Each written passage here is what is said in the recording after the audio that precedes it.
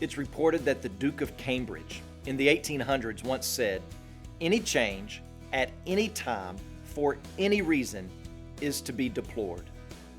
Perhaps the most convincing piece of evidence of the resurrection of Jesus is the change that the resurrection had on the life and schedule of Jesus' disciples in the early church. You'll notice that in John chapter 20, verse 1, we're given a seemingly unimportant detail. It says this, "Now on the first day of the week, Mary Magdalene came to the tomb very early." Every one of the Gospels reports it this way. And what we have to keep in mind is that John is writing this Gospel some 30 plus years after the events took place. And with this detail, he is telling us something important about a development within the life of the church over a period of time.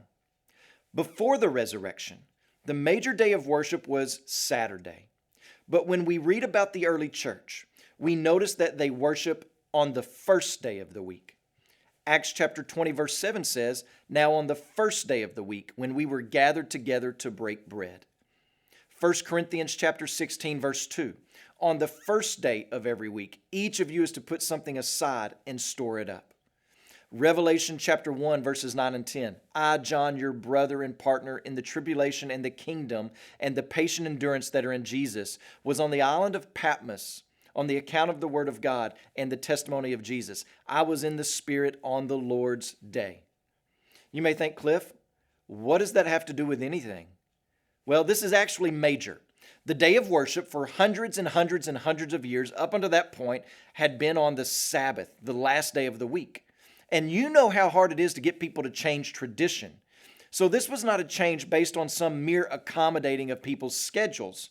Their lives revolved around Sabbath worship.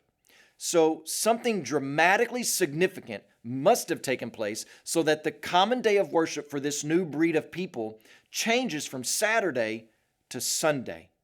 And we know what that something was. It was the resurrection of Jesus, which became known as the Lord's Day. If the resurrection of Jesus Christ caused that much of a dramatic change in the early church, shouldn't his resurrection cause a dramatic change in your life? When you pray today, please remember Sam Jordan and his family, our missionaries in Jordan. And also remember the Karangi Life Word broadcast in Tanzania.